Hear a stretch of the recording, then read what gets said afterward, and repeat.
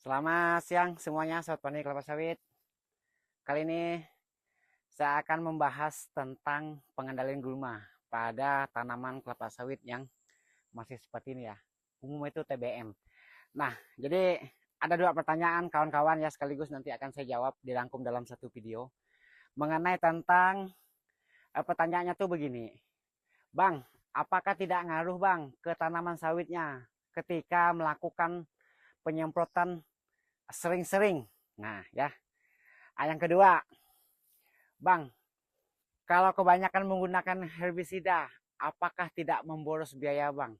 Sedangkan kita kan petani biasa, petani pemula yang belum ada modal. Jadi kebanyakan menggunakan herbisida, uangnya dari mana?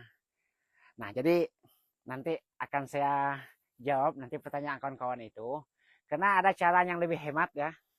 Walaupun sering melakukan penyemprotan, tapi ada cara yang lebih hemat. Nah, di sini saya akan berbagi tips kepada kawan-kawan supaya kawan-kawan itu uh, lebih mudah melakukan kegiatan namanya nyemprot. Nanti akan saya perlihatkan sekaligus saya praktekin ya contoh-contoh bagaimana saya melakukan penyemprotan pada tanaman kelapa sawit yang masih TBM. Nah, kenapa saya selalu membahas tentang perawatan di bagian pengendali gulma? Ya karena umumnya itu kan yang nama tanam kelapa sawit itu yang menentukan keberhasilan kawan-kawan itu adalah di masa TBM ya, tanaman yang belum menghasilkan alias tanaman kelapa sawit yang baru tanam. Nah ya, jadi yang menentukan keberhasilan teman-teman itu dari situ.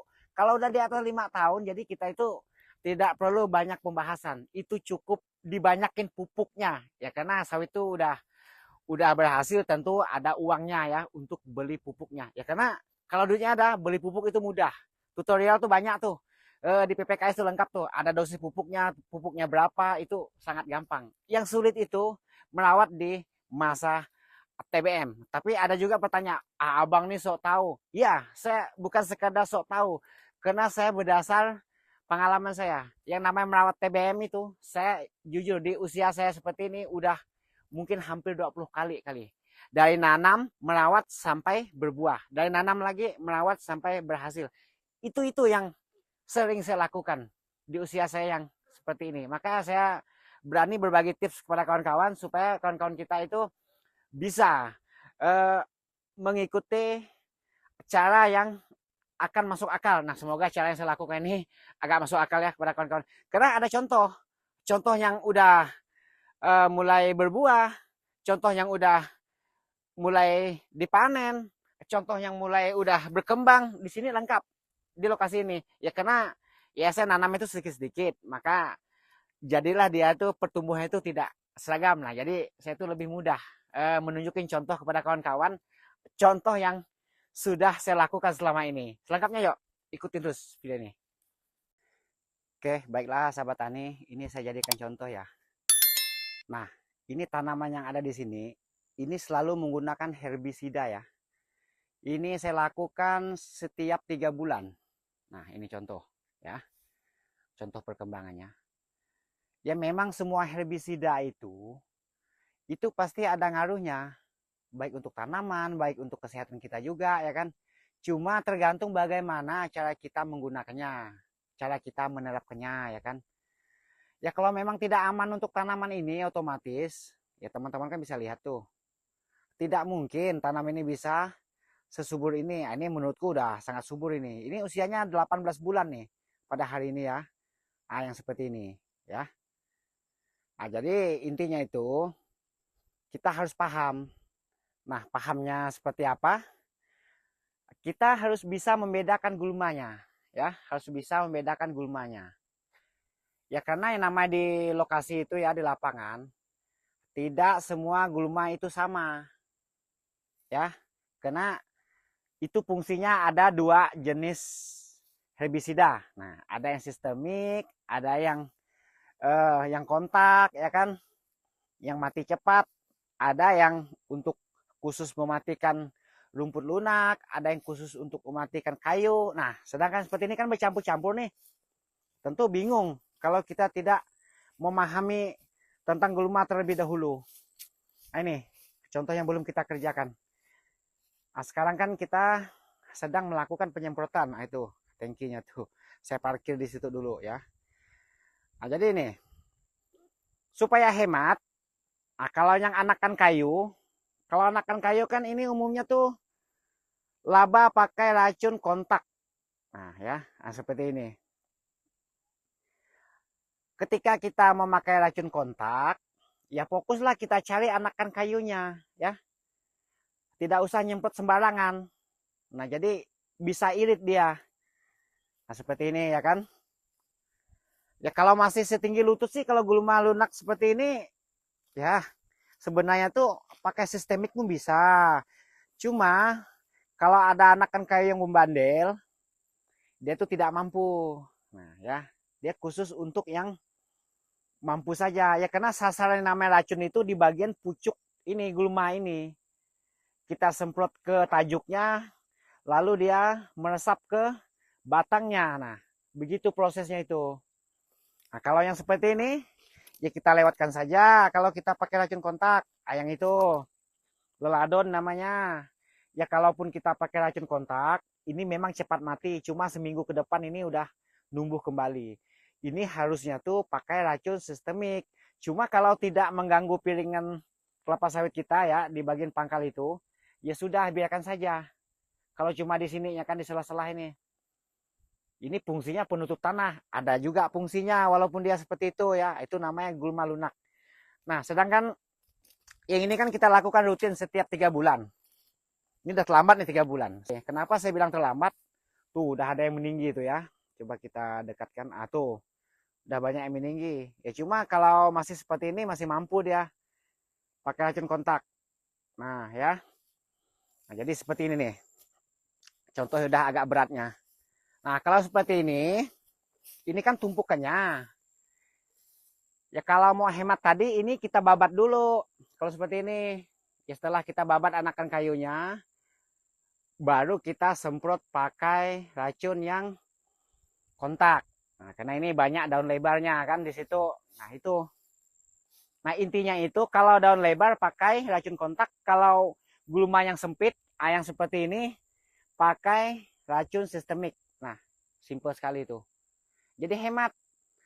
Nah, ini kan lahan staking ya. Tapi kalau lahan staking pun kalau dibiarkan terlambat ya boros juga.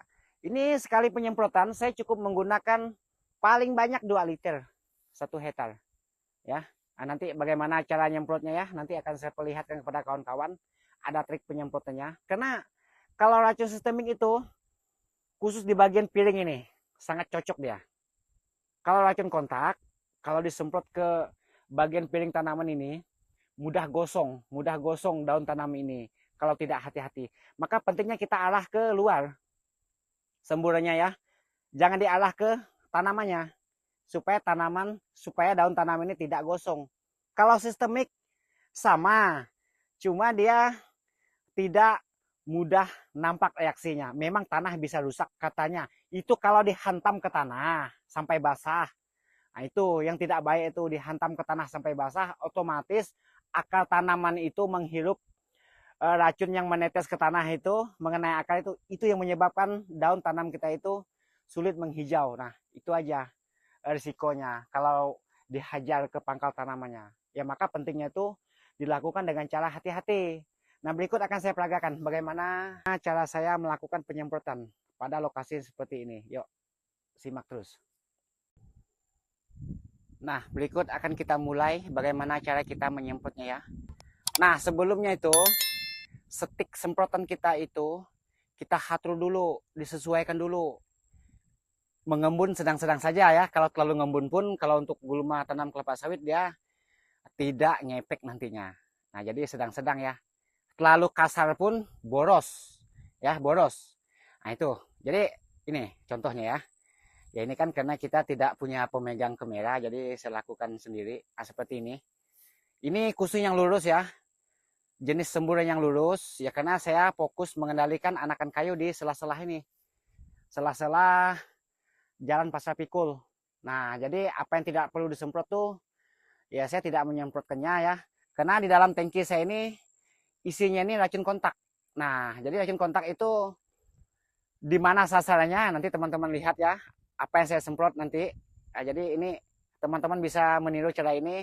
Ini cara yang sering saya lakukan. Nah ya, jadi seperti ini. Nah, kita cukup memilih seperti ini. Tuh. Nah, kita pilih-pilih gini aja. Ya. Kalau ketemu yang gulma seperti ini, nah ini tidak disemprot pun tidak masalah. Nah, ini namanya nyemprot sistem dikendalikan. Ya, supaya tanahnya tidak gundul. Ya, tidak gundul. Ya emang bagus gundul. Cuma itu harus banyak sekali kita membutuhkan racun ya. Karena yang tidak berpengaruh pada tanam kelapa sawit itu ya saya rasa tidak masalah meskipun dibiarkan saja. Cuma dengan catatan ingat 2 bulan ketiga harus kita lakukan penyemprotan susulan.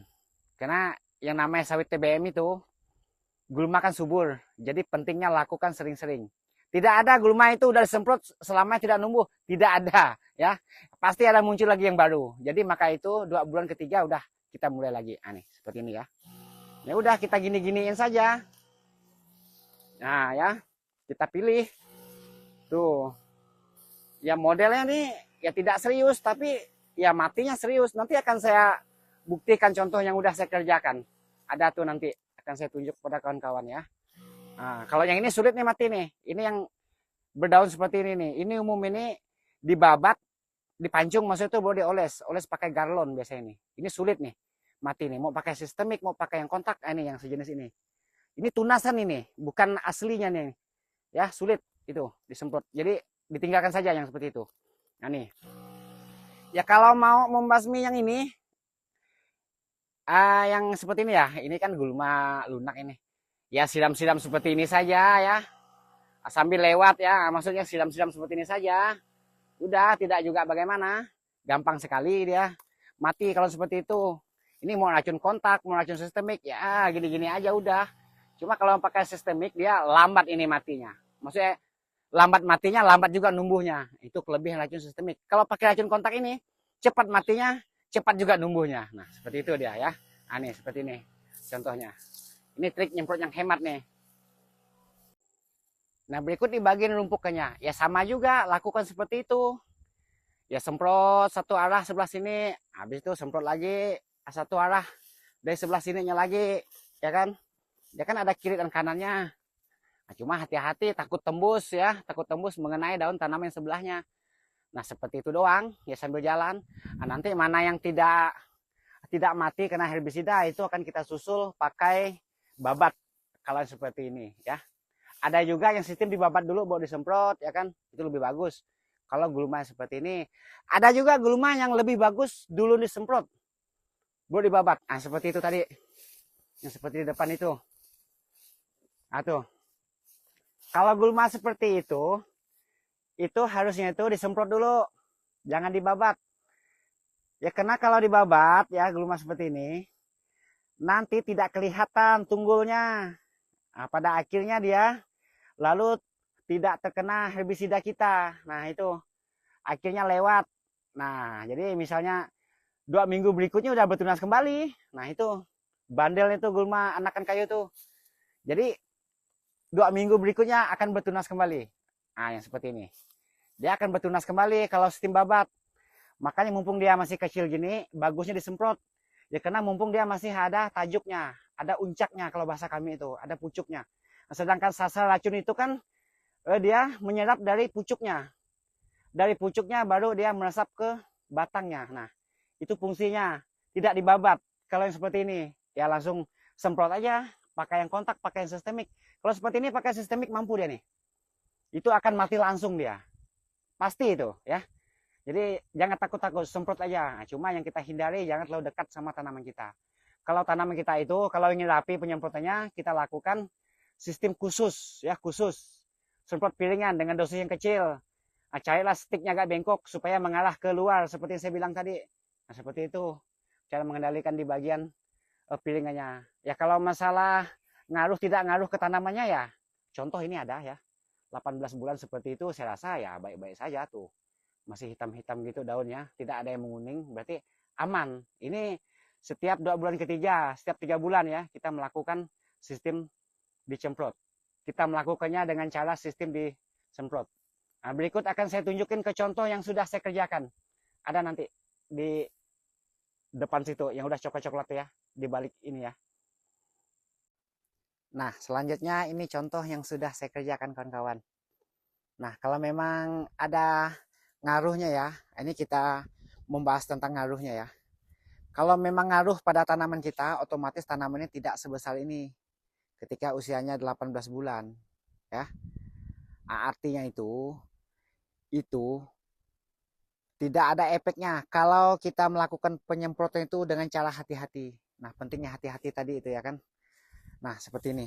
Bonggolnya seperti ini. Sama seperti punya orang-orang yang kebanyakan sistem lah kan. Sama kalau usia 18 bulan. Tetap seperti ini dia. Ini udah dilakukan kastrasi nih. Maka dia bagus-bagus ini. Nah, perkembangannya rata sama besarnya. Ya, nah itu pentingnya tuh selalu kita semprot.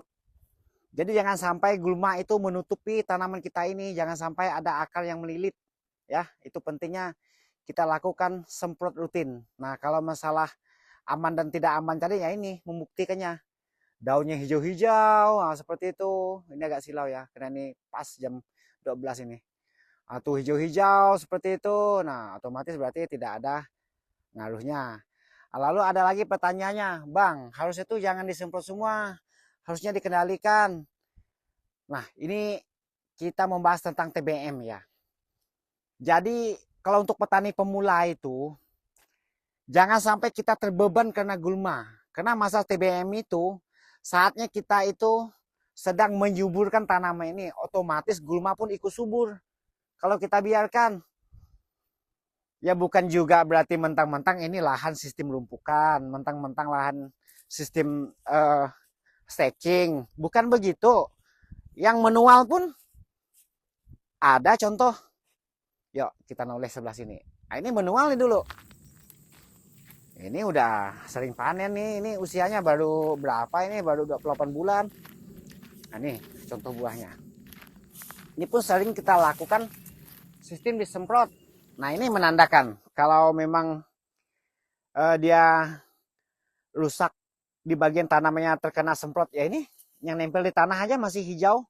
Nah, maka pentingnya diangkat sebelum kita melakukan penyemprotan. Nah, ini yang pentingnya diangkat ya kan. Nah, seperti itu. Oke kawan-kawan. Nah, jadi supaya hemat, supaya tidak ngaruh ke tanaman kita. Nah, jadi seperti itulah tadi caranya ya. Cuma yang terpenting sebelum kita melakukan penyemprotan, perhatikan dulu gulmanya. Gulma apa yang ada di lapangan kita ya, di lahan kita. Nah, baru kita tentukan itunya herbisidanya. Misalkan banyak yang lunak, ya kita gunakan yang sistemik. Kalau banyak yang berkayu, kita gunakan racun kontak. Ya kenapa racun kontak? Ya karena racun kontak yang berwarna hijau umumnya itu labanya membunuh anakan kayu, mematikan anakan kayu. Nah, kalau anakan kayu yang masih kecil, ada baiknya jangan dibabat, langsung disemprot ke bagian tajuknya. Nah, itu umumnya yang biasa yang sering kita kerjakan. Kalau kayu yang sudah besar, dibabat dulu, baru disemprot. Kalaupun ingin mematikan supaya tidak bertunas lagi, itu sistem oles. Nah, itu memang rumit, cuma matinya itu pasti sangat langsung mati, tidak akan bertunas kembali. Nah, itu saja sih. Nah, kalau lahan seperti yang itu tadi, lahan stacking ya, paling banyak 2 liter 1 hektar. Itu udah paling banyak. Ya karena kita nyemprotnya itu sistem dipilih-pilih kalau menggunakan racun kontak. Kalau misalnya banyak rumput lunak, ya kita semprot sambil jalan-jalan saja ya kan. Ya karena itu kan rumput lunak. Ya selagi tidak mengganggu tanaman kita, ya kita semprot sebatas untuk supaya kita mudah berjalan kaki. Hanya itu saja. Jangan dibiasakan sampai sudah sepinggang. Nah, itu udah sulit juga nanti kita ketika masa kita melakukan perawatan. Misalnya ketika masa mupuk, otomatis kita merasa kesulitan. Nah, jadi intinya itu, kalau dilakukan cara hati-hati, tidak ngaruh pada tanaman kita. Ya. Kalau masalah borosnya itu, saya rasa lebih hemat disemprot sering-sering. Lebih bagusnya lagi, ingat, 5 kali per tahun sampai 6 kali per tahun melakukan penyemprotan. Pembabatannya 4 kali per tahun. Udah, itu aja. Oke, hanya ini dulu video yang bisa disampaikan. Semoga cara yang kita lakukan ini bisa memberi manfaat untuk teman-teman para sahabat petani kelapa sawit. Kurang dan lebihnya saya mohon maaf, bukan berarti saya menggurui kawan-kawan, cuma itu tentang kebiasaan yang biasa saya lakukan, yang umumnya sering berhasil. Jadi seperti itu contohnya cara saya melakukan pekerjaan yang namanya merawat tanam kelapa sawit yang masih TBM. Tetap semangat dan sukses untuk sahabat petani mandiri. Selamat siang.